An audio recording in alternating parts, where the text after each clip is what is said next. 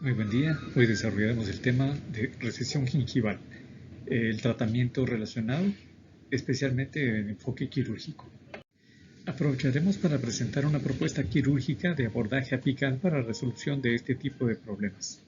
Veamos el siguiente caso clínico.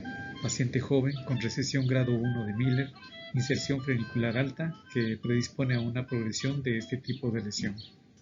Se planifica un autoinjerto gingival, para lo cual se realiza una incisión horizontal submarginal, eliminando las inserciones freniculares existentes, sin eliminar la membrana perióstica que se observa de color rojo en el fondo del lecho receptor del injerto. Posteriormente tomamos el injerto del paladar del paciente, especialmente a nivel de premolares, con un espesor aproximado de 1.5 milímetros. Colocamos el injerto en su nuevo lecho. Sobrevivirá en las próximas horas y los siguientes días a expensas del exudado plasmático que se libere en la herida. Hasta aquí lo único que hemos logrado es formar una nueva banda de encía adherida. Si queremos además una cobertura radicular completa, debemos desplazar el colgajo coronalmente. Para ello desinsertamos el remanente gingival marginal desplazándolo hacia coronal. Finalmente suturamos el injerto a tejido gingival firme. El paladar es cubierto con un guardaoclusal de acetato delgado. En 7 días podemos observar cómo el injerto ha perdido su capa epitelial queratinizada. No obstante, se ha implantado en su nuevo sitio. También observamos cómo la encía marginal que fue traumatizada durante el desplazamiento coronal manifiesta edema postquirúrgico.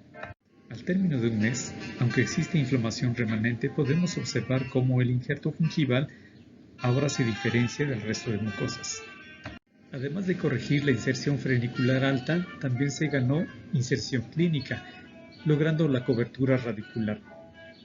En 1985 surge una nueva propuesta, el injerto subepitelial de tejido conjuntivo, propuesta por Langer y Kalagna. Esta nueva propuesta, junto a la técnica de túnel que proponía Nelson y Ratzke también en el mismo año, ofrece un nuevo concepto, una cobertura radicular más predecible y menos invasiva.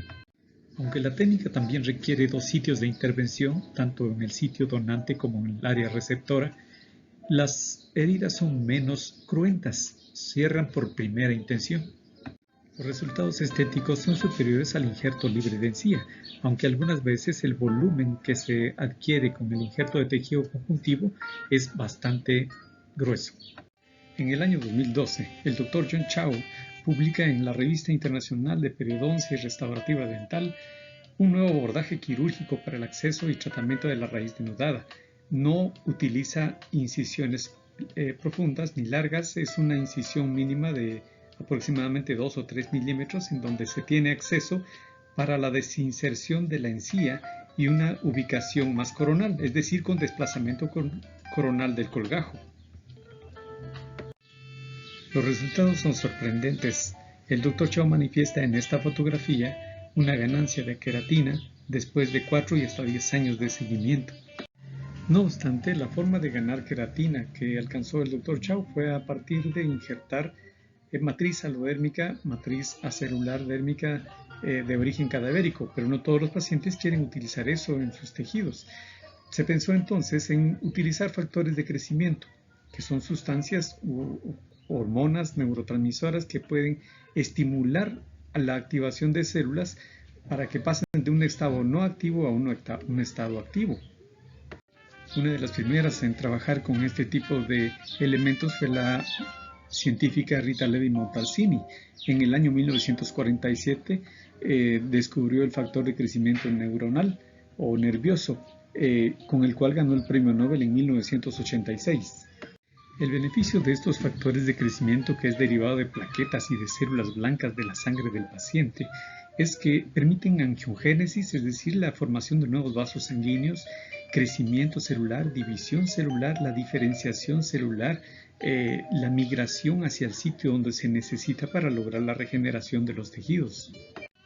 En el año 2001, Chocron propone una nueva forma de obtener este tipo de proteínas estimulantes para el crecimiento, es decir, los factores de crecimiento. sin agregar ningún aditivo a la sangre, simplemente centrifugándola a 3000 revoluciones por minuto en una centrífuga antes de que pase un minuto después de su obtención en la sangre venosa del paciente. Se obtiene esa separación de plasma rico en fibrina de los plasma con eritrocitos. En el año 2018, el Dr. Chocrón propone nuevos protocolos de centrifugación del plasma sanguíneo. Él observó a través de esta evaluación que reduciendo la fuerza de centrifugación y la velocidad de centrifugación se obtenía una mayor cantidad de plaquetas y leucocitos en comparación con los protocolos anteriores.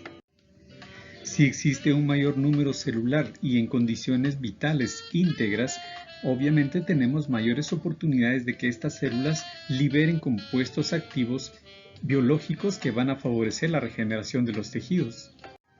Decidimos entonces hacer un ensayo clínico comparando el efecto del plasma rico en fibrina con el colágeno cuando se utiliza una técnica de acceso apical. Los criterios de inclusión de la muestra eran pacientes con recesión gingival, es decir, que expusieran tejido radicular, pero que tuvieran todavía una banda de encía, es decir, en una recesión grado 1 de Miller.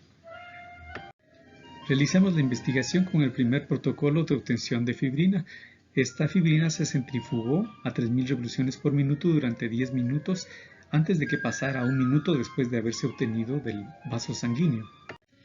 Luego de hacer una incisión de aproximadamente 3 milímetros, introducimos un elevador transmucosal que sugiere el Dr. Chao. Se desplaza el tejido gingival desinsertándolo del hueso y desplazándolo coronalmente.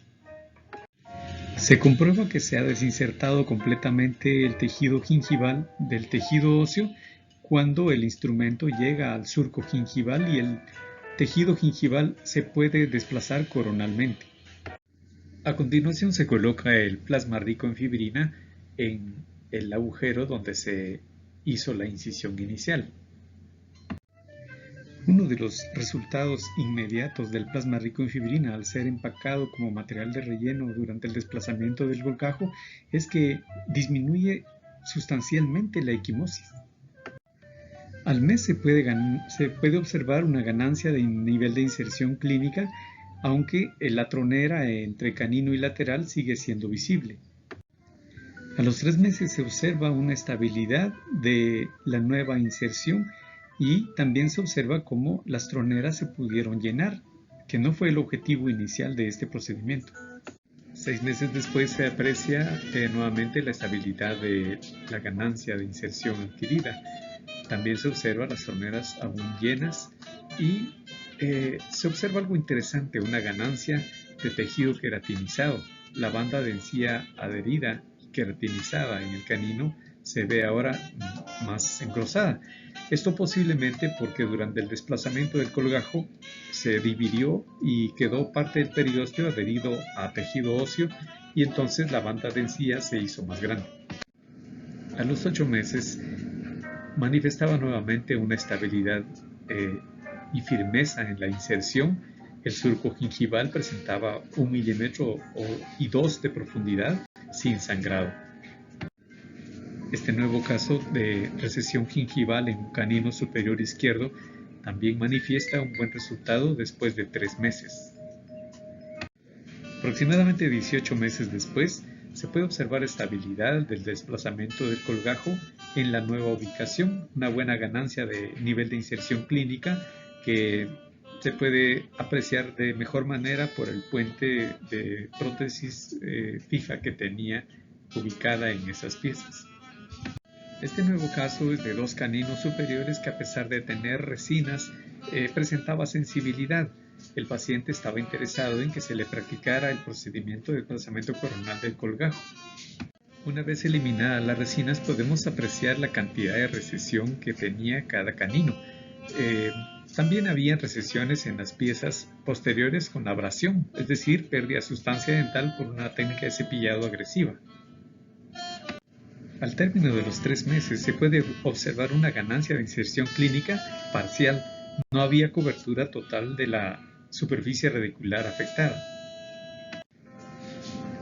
A los 6 meses observamos una ganancia de inserción clínica mayor que en los primeros 3. y ya sin ninguna intervención del odontólogo tratante. 18 meses después de la intervención, se observa un eritema marginal y edema compatible con un proceso inflamatorio. No obstante, al momento de sondear, que se observa una profundidad de surco de 2 milímetros, no se aprecia ningún sangrado. Comparándolo con el estado basal 18 meses después, la apreciación de la ganancia de incisión clínica es muy evidente. En el lado izquierdo se aprecia un fenómeno similar al lado contralateral. La ganancia de inserción clínica en los primeros 3 meses es incompleta.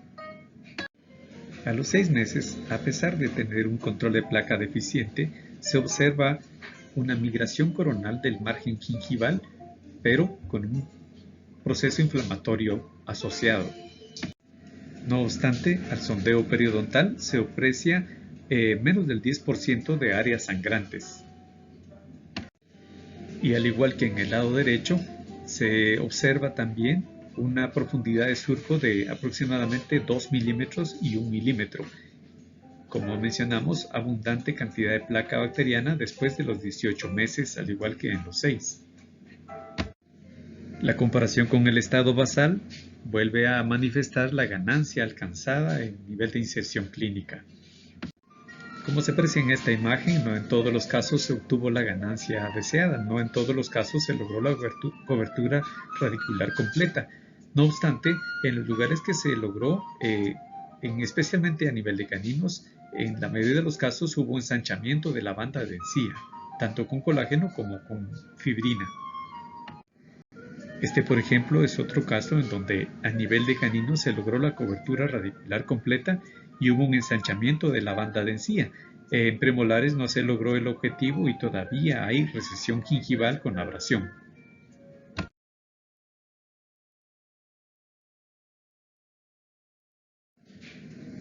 En pacientes con múltiples áreas de recesión, en donde no se podía ofrecer injertos de tejido conectivo o de encía, por ser demasiadas áreas comprometidas, en este caso era de segunda molar a segunda molar del lado contralateral, con 2 incisiones pequeñas de más o menos 3 milímetros, se logró el desplazamiento de toda la región del paladar de la arcada superior. En este caso se decidió colocar un punto de sutura para fijar la nueva ubicación del colgajo en la posición más coronal. En el lado derecho hubo una manipulación muy comprometida debido a una inserción fuerte del tejido, porque en el lugar donde se encontraba el canino había sido desplazado ortodónticamente a una nueva posición, dejando una cicatriz fibrosa en el sitio donde estaba al inicio. Los resultados a los 3 y 6 meses puede demostrar una ganancia de nivel de inserción clínica en la arcada superior. En la inferior no se ofreció debido a una recesión grado 4, en donde no solo superaba el nivel de la unión mucogingival, sino que el nivel de la papila estaba muy bajo.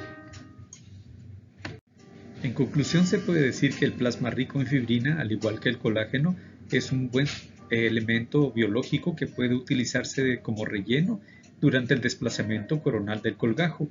Lamentablemente solo se obtuvo ganancia en el 50% de los casos, pero sigue siendo una buena alternativa que es menos costosa y es autóloga. El mismo paciente es el donante. Además de la ganancia de inserción clínica, también se observó en algunos casos una ganancia en milímetros en la cantidad de encía queratinizada en el paciente. La pregunta que surge es que si se logra una nueva inserción o solo una adherencia epitelial larga. Solo podemos afirmar que hay una eliminación de la sensibilidad, que hay ausencia de inflamación en la mayoría de los casos, excepto en algunos que disminuye la eficacia de la técnica de cepillado. Se logra prevenir caries al no estar expuesta porque el tejido biológico gingival lo cubre. Hay menor morbilidad que cuando se hace el injerto de tejido conectivo porque solo se desplaza el colgajo y ya no hay sitio donante en el paladar. Se pueden trabajar múltiples áreas a la vez sin necesidad de sacrificar, repito, el paladar. Es estético, no tiene el defecto de tener doble color. Cuando se hace el injerto de encía, pues es visible dónde está el injerto nuevo.